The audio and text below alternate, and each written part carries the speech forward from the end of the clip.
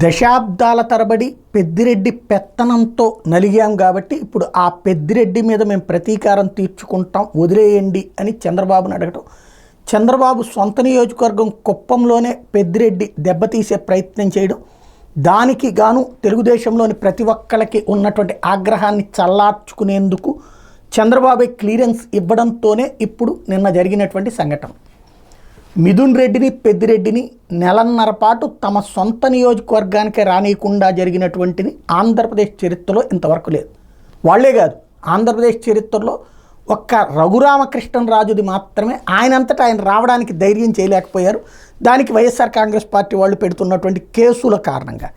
అంతేగాని కొడతారనేది కాదు. కొడతారని కూడా అప్పట్లో అంటే వైఎస్ఆర్ కాంగ్రెస్ పార్టీ వాళ్ళు దాడి చేస్తారన్నటువంటి భయం కూడా ఉంది, పోలీస్ ప్రొటెక్షన్ ఉండదని ఆయన రాలేదు. అయితే వస్తానికి ఆయన ప్రయత్నించలేదు ఈ ఘర్షణ వాతావరణం నేపథ్యంలో. బట్ ఇక్కడ వీళ్ళు వస్తానికి ప్రయత్నిస్తున్న ఆపుతున్నటువంటి పరిస్థితి ఇక్కడ ఉంది.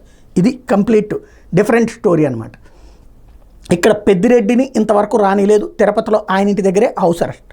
ఇప్పుడు మరొక వైపున మిథున్ రెడ్డి తాజాగా అక్కడ దాకా వచ్చాక నియోజకవర్గంలోకి పోనీలేదు. మొన్న ఏదైతే ఒక స్టేడియంనే కూల్చేశారు, అది చూడటానికి వెళ్ళనీయకుండా ఉండటం కోసమే ఇక్కడ దాడి జరిగినటువంటి అంశం, తీవ్ర ఘర్షణ జరిగినటువంటి అంశం.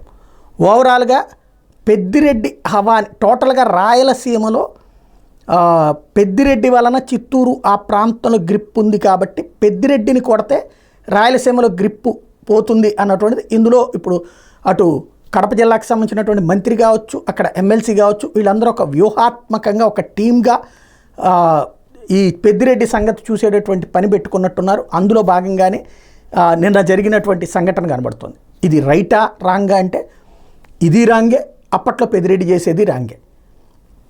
కాకపోతే దాడులు చేయించినటువంటి సంఘటనలు అన్నటువంటిది ఎవరు చేసినా తప్పే, నాడు చేసినా తప్పే, నేడు చేసినా తప్పే.